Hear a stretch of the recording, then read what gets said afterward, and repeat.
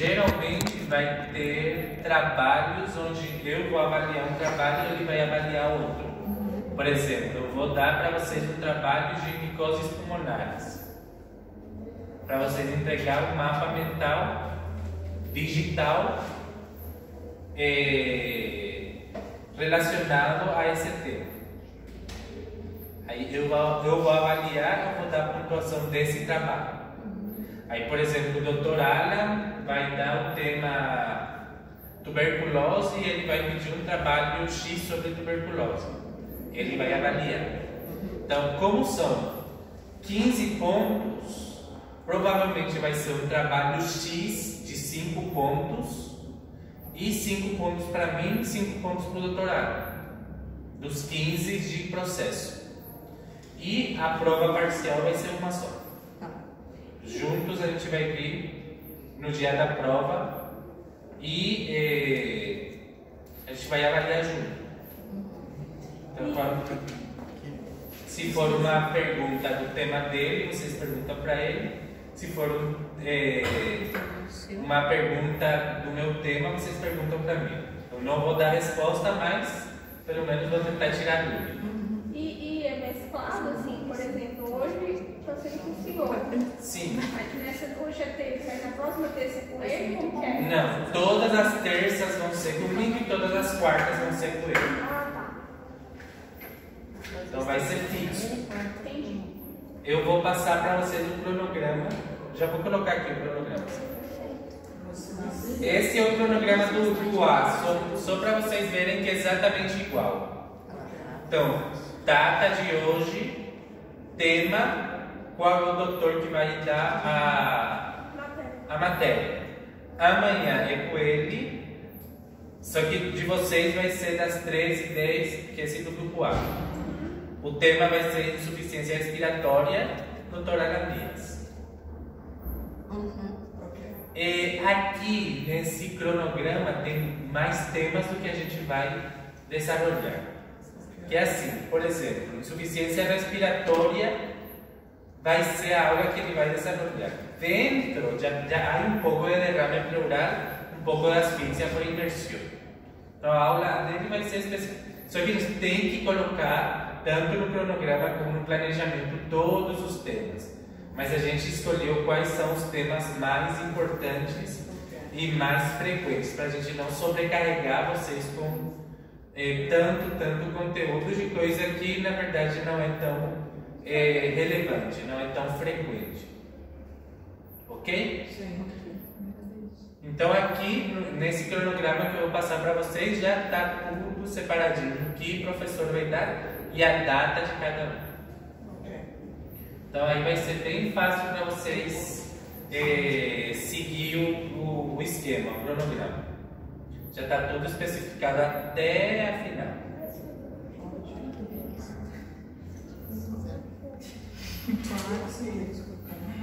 Ok? La bibliografia. O livro que a gente vai usar de base, eu tenho ele virtual, se vocês quiserem eu passo por AirDrop também. As aulas são feitas em base a ele, então vai ser dessa forma que a gente vai desenvolver cada um destes temas, que é patologia estrutural y funcional de Robbins y Cotran. Es el libro que posiblemente van a usar también en fisiopatología o en anatomía patológica. Ela falou desse livro já hoje pra gente. Entonces es bastante completo el libro y la parte de patología médica también vamos a desarrollar sobre él. Entonces me piden después al final y yo les paso. Este es porque está abierto nomás, pero yo tengo también el cronograma separado del grupo B. Y a ver...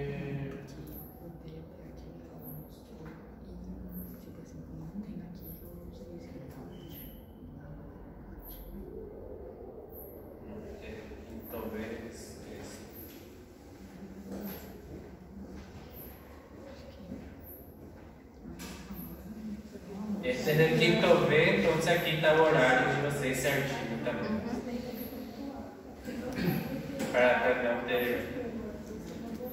Doutor, depois se eu puder me passar tudo por airdrop, que aí tem um drive eu já subo tudo lá. Sem problema. Vou colocar também o siga, mas eu passo o airdrop para... É mais rápido. E eu vou passar também o planeamento, Tá. tá tudo descrito más largo para que usted también pueda usar de referencia.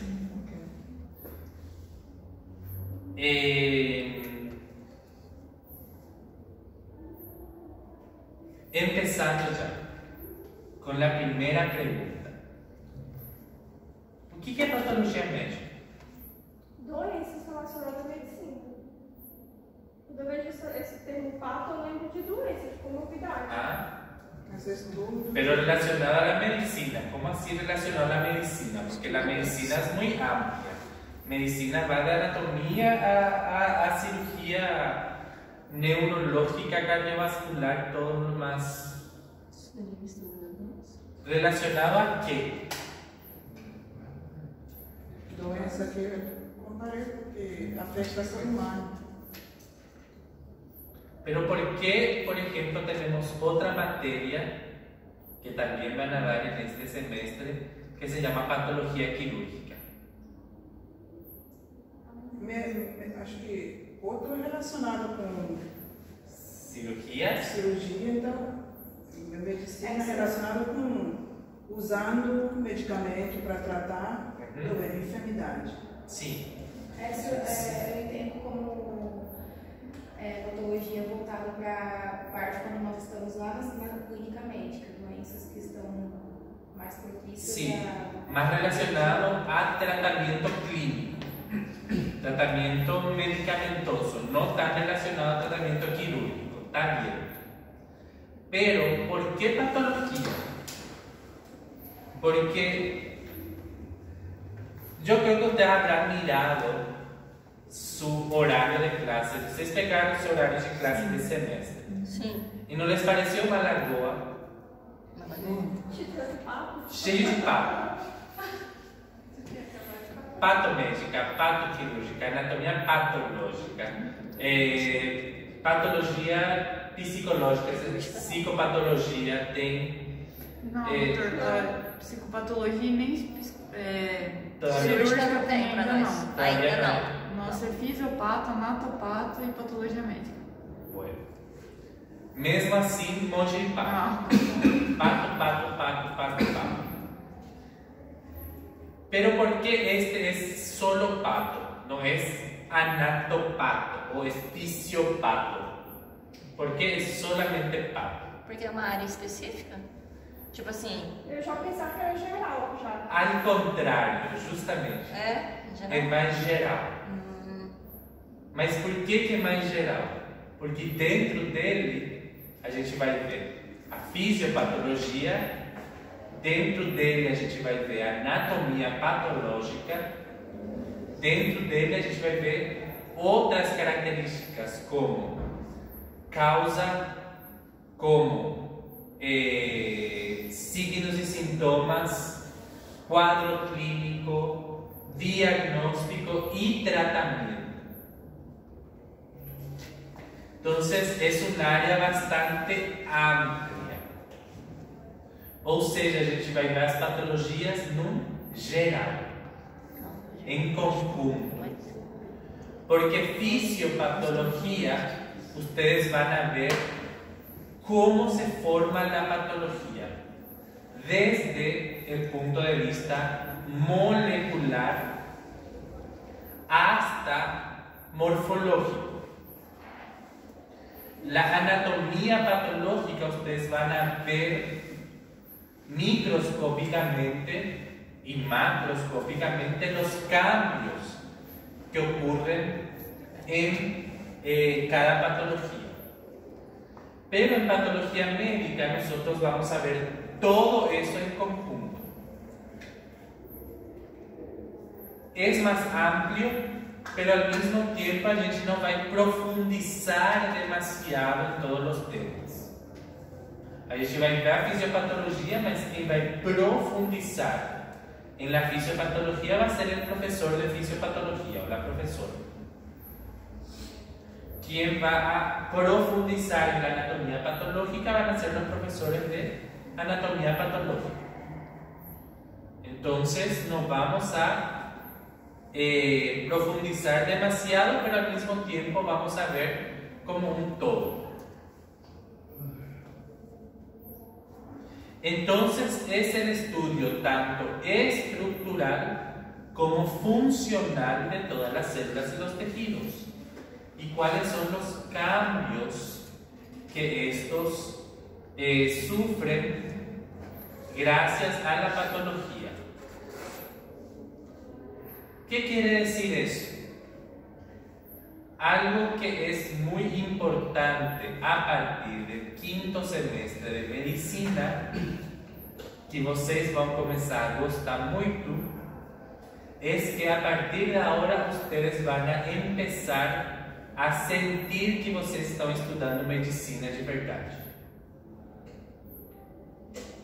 Ustedes ya van a ver la parte clínica, parte de medicamentos, parte de tratamiento, lo que uno ve en el hospital. Y no solamente lo que uno tiene que aprender de memoria, como histología, tiene que ir viendo características como anatomía, bioquímica, etc. ¿Es importante conocer? Sí, es importante. Todo el ciclo básico es extremadamente importante conocer porque sirve de base para el conocimiento que ustedes van a tener.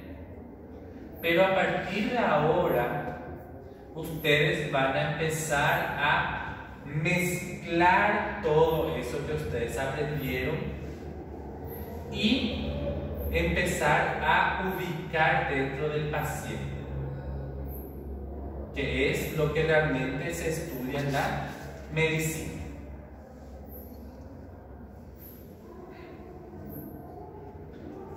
En patología médica, nosotros vamos a enfocar más el cómo y el por qué. ¿Cómo se forma la enfermedad? ¿Y por qué se forma la enfermedad? Y no la enfermedad en sí.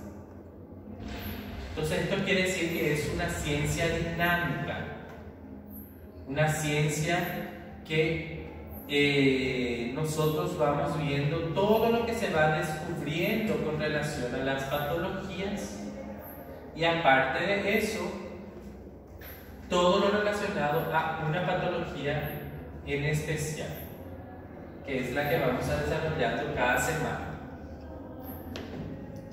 Antiguamente se creía que era una ciencia descriptiva.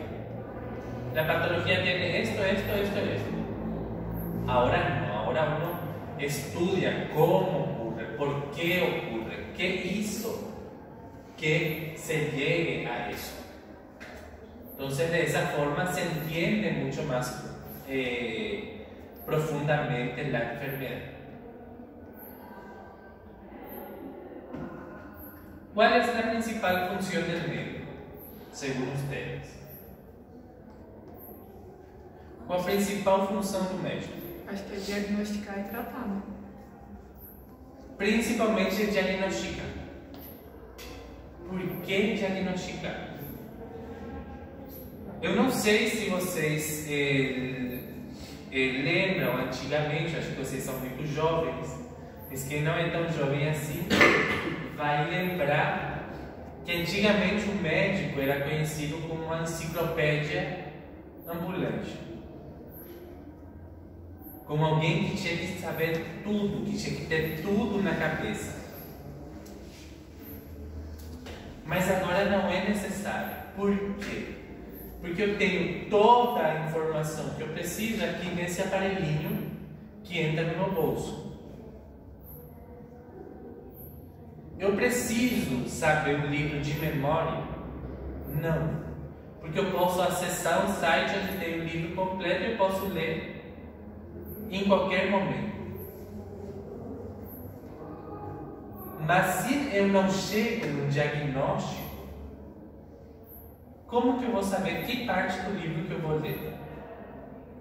Eu não posso ter um paciente e pegar um livro e desde a página 1 começar a ler até a página 5.000, 6.000, que é um livro mais ou menos. Até eu falar, não, é isso mesmo que eu estou pensando. Mas se eu chegar ao diagnóstico e falar assim, esse paciente tem tuberculose, eu não lembro qual que é o tratamento da tuberculose. Mas se eu sei que o paciente tem tuberculose, ok, eu posso acessar um site científico de confiança e ver qual que é o tratamento da tuberculose. Inclusive, qual é o tratamento mais moderno, mais novo, mais eficaz hoje em dia. Porque eu formei faz 11 anos. O tratamento para um monte de doença que eu estudei quando eu estava na faculdade já mudaram. Então, se eu ficasse só com o conhecimento que eu peguei na faculdade, eu ia estar tratando errado. Então, eu tenho acesso à informação. Mas, para ter acesso à informação, eu tenho que saber qual que é o diagnóstico. Saber qual que é a patologia que o paciente tem. Inclusive, muitas vezes eu posso contactar com especialistas de áreas específicas para procurar o tratamento mais importante, ou mais eficaz, ou que vai se encaixar melhor no meu paciente. Mas não é a mesma coisa eu ligar para um colega e falar assim: você pode me ajudar com o tratamento mais eficaz para tuberculose hoje em dia? Ou falar assim: oi, o meu paciente está tossindo, eu acho que ele está tossindo sangue, o que eu faço? Então, se você não sabe o que vai fazer, o menos. Que com o que você falou para mim, você não falou nada. Mas se eu chego ao diagnóstico, é bem mais fácil.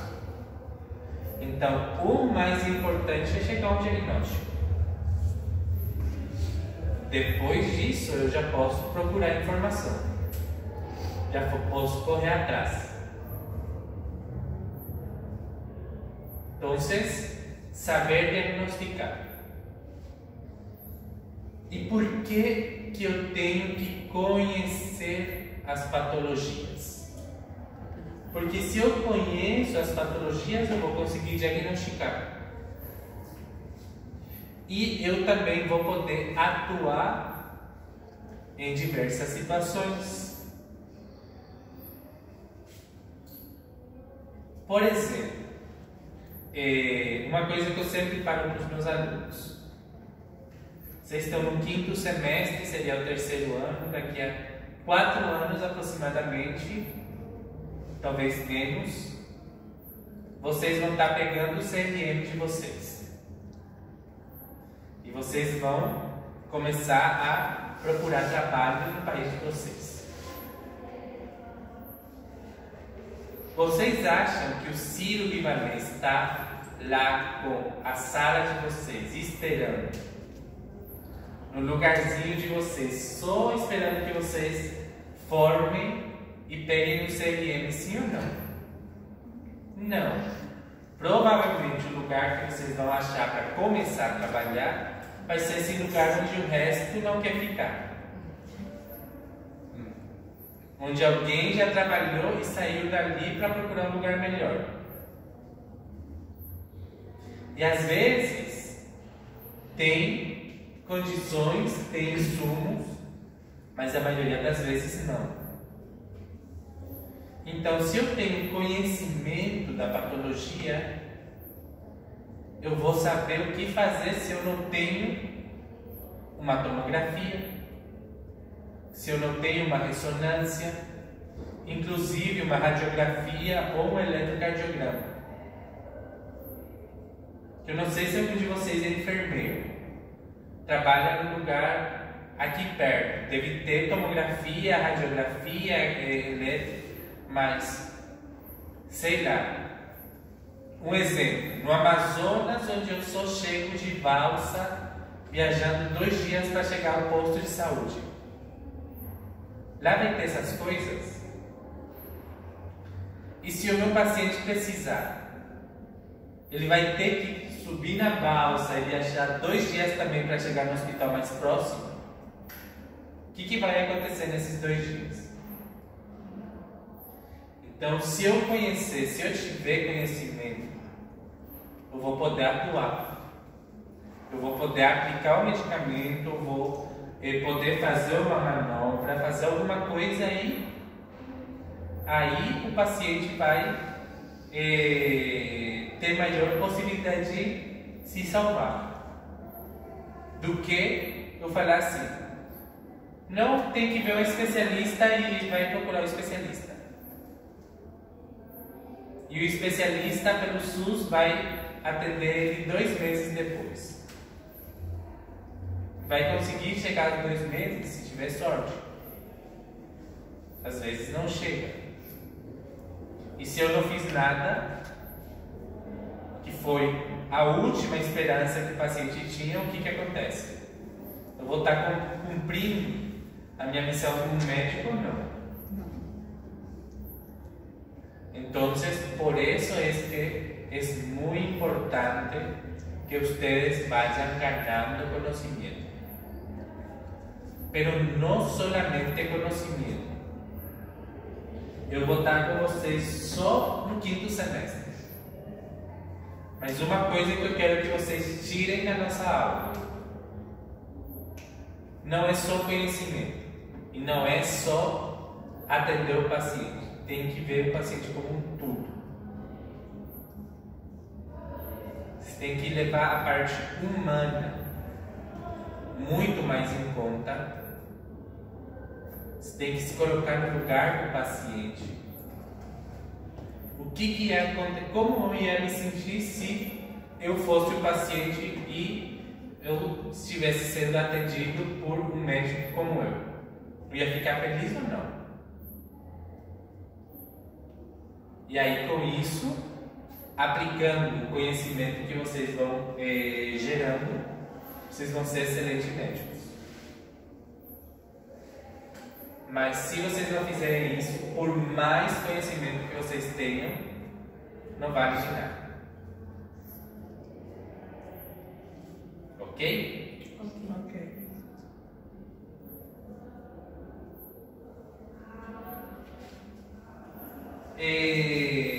Se algum de vocês gosta de fazer resumos para estudar, eu vou passar para vocês agora uma terminologia que seria muito boa para vocês seguirem. Para vocês, de cada patologia que a gente vai estudando, vocês vão tirando essa terminologia de cada uma delas. ¿Ok? Pero antes de eso, lo que yo quiero que ustedes entiendan es que a partir de ahora también vamos a dar terminologías relacionadas a la patología. Como por ejemplo, infarto, trombo, edema, cáncer. Todas ya patologías o terminologías relacionadas a patologías en sí, a alteraciones. ¿Por qué? En el ciclo básico, primero, segundo, tercero y cuarto semestre, primero y segundo año, ustedes estudiaron todo lo que está bien. El cuerpo humano sano, la fisiología del cuerpo humano sano, la histología del cuerpo humano sano, la bioquímica, la biología, todo del cuerpo humano sano. Y a partir de ahora, ya que ustedes ya saben cómo es el cuerpo humano sano, van a empezar a ver qué diferencias hay cuando el paciente tiene una patología. Y principalmente poder describir eso. Por ejemplo, na clínica médica, vocês vão pegar um plantão por semana, digámoslo assim. Se eu estou com plantão segunda, eu tenho que descrever o paciente e o médico que chega quinta, tem que poder entender como que estava o paciente segunda-feira. Eu tenho que saber descrever de uma maneira que o médico me entenda. Imagina eu ler um prontuário, um laudo, alguma coisa, e eu ficar mais em dúvida que o próprio paciente. O que eu vou ter que fazer? Começar do zero. Eu não vou ter referência de como ele estava. Mas se vocês lerem um laudo de um médico, vocês entenderem perfeitamente como ele estava, já é muito mais fácil. Você vai saber se ele evoluiu, se ele regrediu ou ele continua igual. Então vocês têm que poder descrever o que o paciente tem.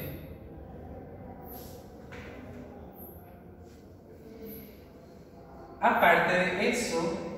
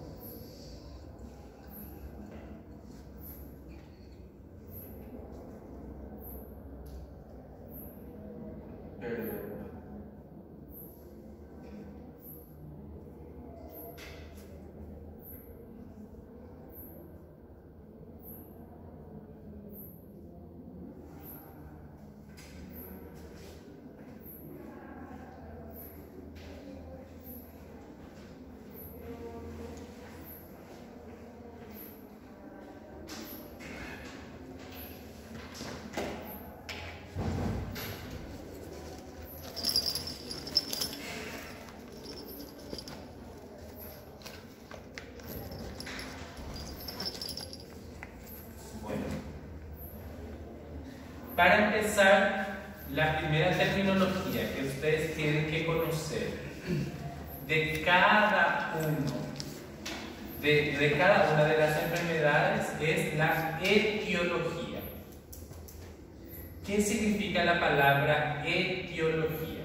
Significa la causa. Entonces, si yo te pregunto, ¿cuál es la etiología de la tuberculosis, por ejemplo? Ustedes tienen que decirme que es una infección con el Mycobacterium tuberculosis. Tiene una etiología infecciosa bacteriana. O sea que es la causa. Ya avisándoles de antemano. Generalmente en el examen yo les voy a hacer preguntas como estas. ¿Cuál es la etiología de tal cosa? Y si ustedes me ponen la definición, está mal. Si me ponen la fisiopatología, está mal. Si me ponen los signos y síntomas, está mal. ¿Por qué? Porque yo les pregunté etiología. Entonces tienen que tomar mucho cuidado, porque a veces yo pregunto, ¿cuál es la fisiopatología de tal patología o de tal enfermedad? Y me escriben la definición. ¿Está bien la definición? Está bien. Pero no es lo que yo pregunté, entonces no vale el punto. ¿Ok? El examen es abierto ya también para avisarles de antemano. Prueba aberta. Todo? Diferentes tipos de ejercicios. puede haber, para marcar, 2, 3, citar, verdadero, falso, pareo, respondo, comparo. Diferentes tipos de actividades. La final ya generalmente es toda fechada para ser más fácil y rápido de corregir. Pero las parciales iban a ser abiertas.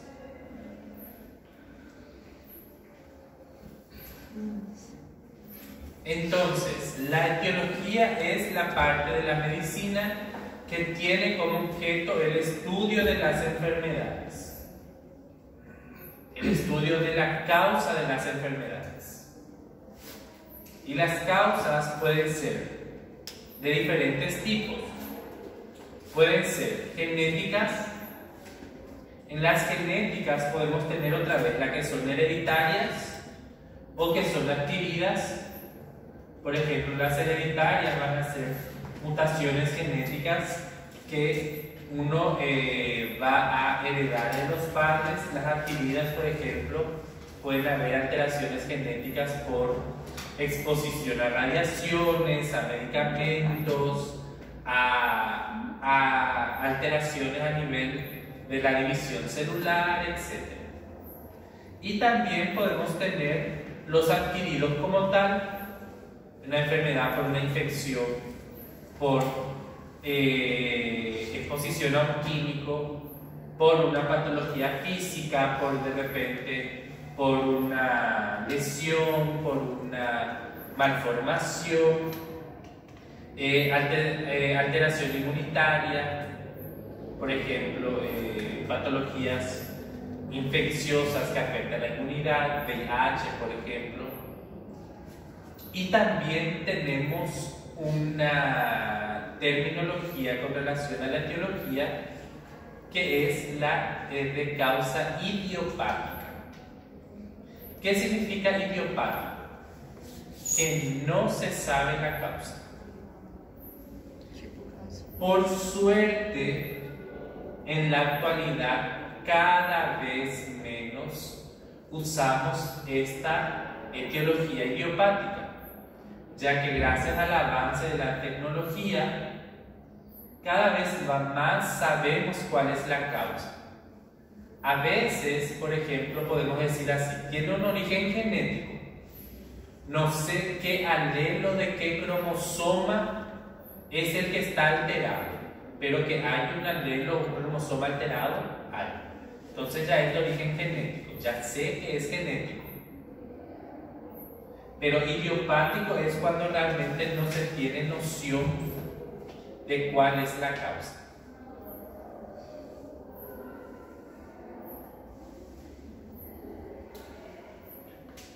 Acá podemos usar la terminología patogenia, etiopatogenia, fisiopatología o evolución de la enfermedad. ¿Y qué es esto?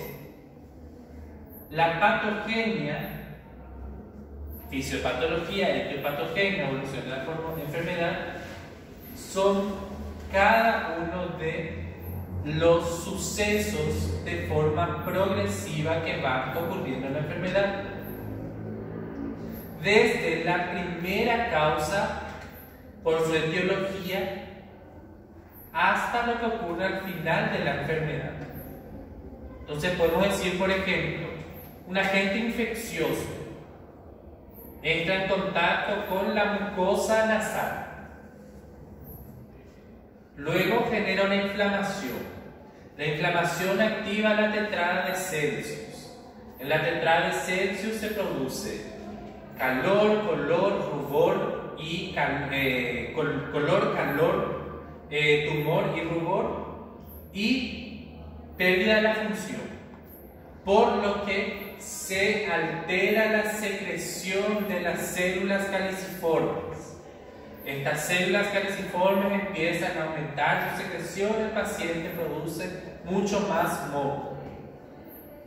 Doutor, seria tipo as etapas da... Las etapas de la enfermedad. ¿Qué va ocurriendo desde el inicio hasta que el paciente se cura o el paciente muere, dependiendo de la enfermedad. Y esto tiene que tener un sentido lógico también. Una cosa va generando la otra. Y siempre va a empezar con el agente etiológico, o sea que el agente causal. ¿Qué hizo eso en el cuerpo y qué generó después?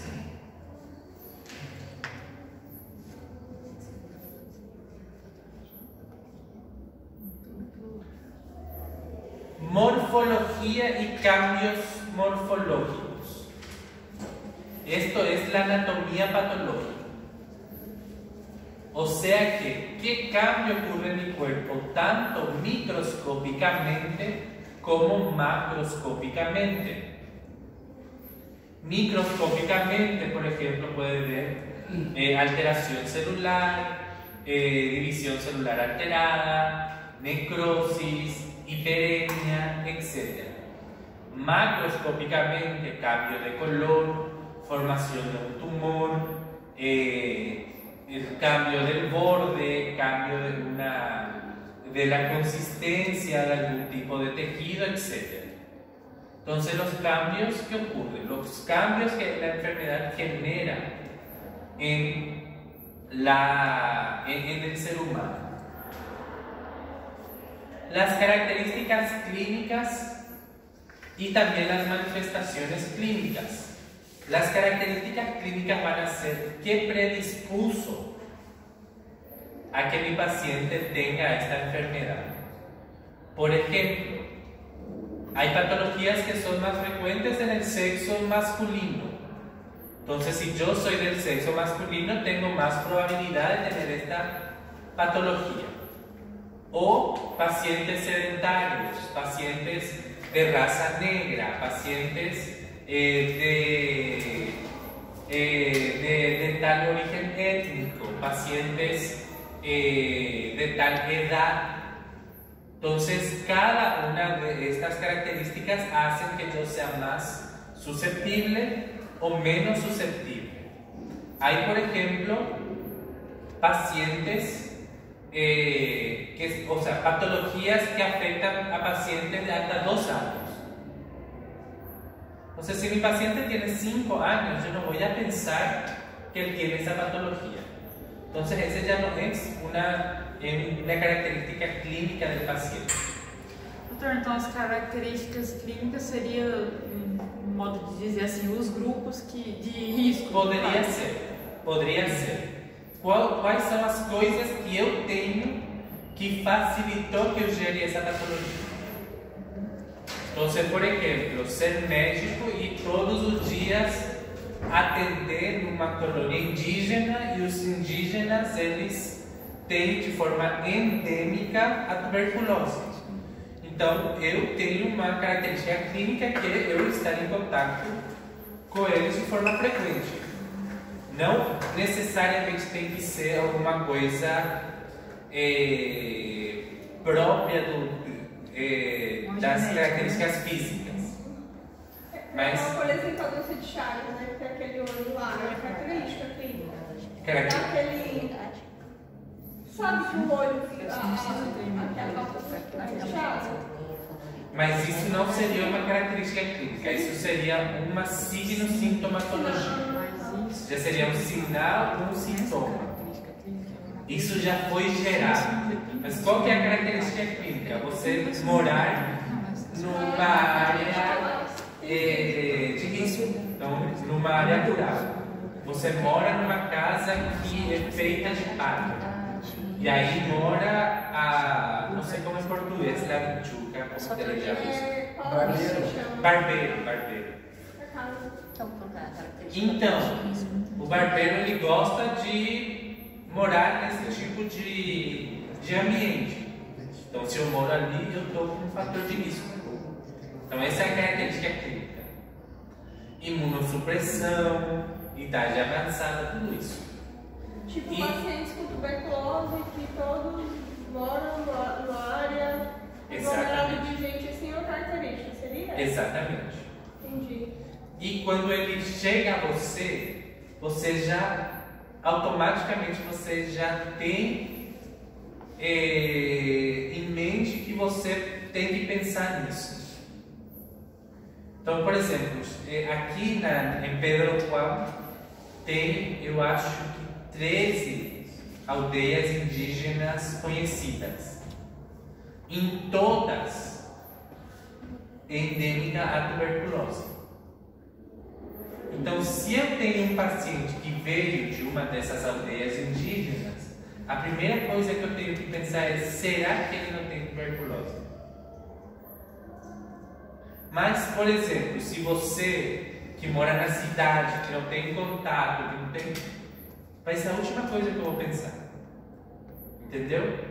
Essa seria a característica que me vai facilitar para eu chegar ao diagnóstico. E, por último, temos a sintomatologia ou quadro clínico, que aí sim já vai ser o que foi gerado, tipo febre, dor de cabeça, tosse palpebral,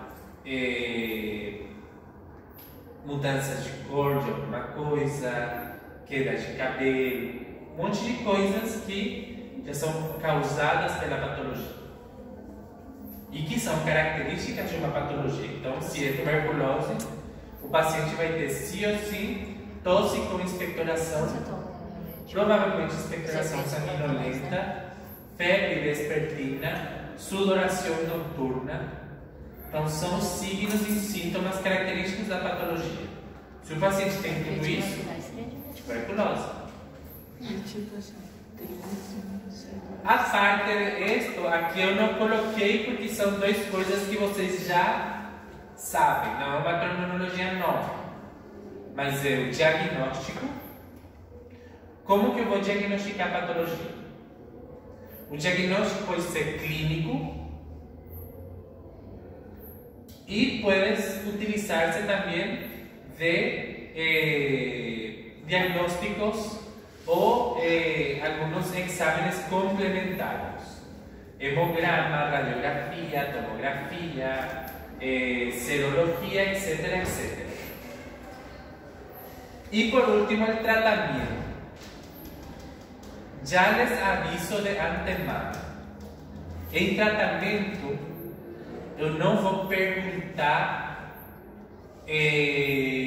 qual é o medicamento para tal coisa. Isso vocês ainda vão ver em farmacologia. Então, eu vou perguntar mais de forma geral. A não ser que tenha um tratamento muito específico. Tipo tuberculose, que tem os 4 medicamentos específicos para tuberculose, eu posso perguntar quais são os 4. Mas geralmente o que eu vou perguntar, ou como vou perguntar, é mais: se está com dor, um anti-inflamatório ou um medicamento para dor, um anestésico ou analgésico. Se está com febre, antipirético. Se está com vômito, antiemético. Se está com infecção bacteriana, antibiótico. Mas eu não vou perguntar qual antibiótico, e muito menos a dose. Vou deixar o professor de fármaco com essa dor de cabeça para vocês, com essa parte específica. Então, eu não vou perguntar nem nome de medicamento, nem dose. Obrigada. Doutor, é garrafa, né? Eu não sei se eu entendi errado, mas o senhor falou que tinha 2 conceitos, um clínicos e aí exames complementares. Não. Ou eu entendi errado? Diagnóstico e tratamento. Tá. 2. Diagnóstico e tratamento. Obrigada. Não, mas desculpa. Em diagnóstico Tem 2 tipos de diagnóstico. Pode ser clínico, sem pedir nenhum exame, ou os exames complementares. Aí está dentro do diagnóstico. Ah, tá. Obrigada. Por exemplo, tomografia, radiografia, tudo isso vai estar dentro do diagnóstico. Como que eu vou, principalmente, na maioria das vezes, 80% do diagnóstico eu vou chegar com a clínica. E os 20% restante vai ser só para confirmar com o exame complementar. assim como o nome está escrito. Complementário. Não basem o seu diagnóstico 100% em cima de exames. Porque é exatamente o que eu falei para vocês. Se eu estou num lugar onde não tem esse exame, o que eu vou fazer? Qual que vai ser a minha conduta? Através dos sintomas. Exatamente. A clínica, isso é a clínica. Por isso que a gente fala, a clínica é soberana. A gente vai usar a clínica até o final e depois a gente só complementa, só chega ao diagnóstico de certeza com esse exame complementar. Porque solamente assim é que vamos a chegar e vamos a poder. Porque imagina, quanto custa uma ressonância magnética? Uns R$1.000, R$1.500. E se eu não tiver ideia do que o meu paciente tem? Eu vou pedir uma ressonância, vai que? Uma tomografia, vai que? Uma ecografia, 5, 6 coisas. Aí eu falo, num deles vai ter que ter alguma coisa que me ajude. E lá se foram R$5.000 em exames. Eu não sei vocês, eu agora mesmo não tenho R$5.000 para jogar fora sem necessidade. Às vezes o paciente até desiste da doença porque não tem função. O que acontece? Eu prefiro deixar de ir no médico porque eu não tenho para pagar o exame do que fazer o exame e chegar ao diagnóstico. E se o médico não fez nada, não usou a clínica e só pediu o exame, e esse paciente não voltar, ele está perdendo o tratamento. ¿Ok? Sim. La finalidad de la patología, llegar a un diagnóstico, para así poder llegar a todo el resto. ¿Qué estudia? Desde una forma más sistemática a una forma más general, o de una forma más general a una forma más sistemática. Nesse semestre a gente vai dar Patologia Médica 1. Entonces, vamos a ver sistema respiratorio, cardiovascular y digestivo. En Patología Médica 2, el próximo semestre, van a dar renal, endocrino, nervioso, con la otra profesora de Patología Médica. Entonces, los sistemas que nosotros vamos a estudiar van a ser respiratorio, cardiovascular y digestivo.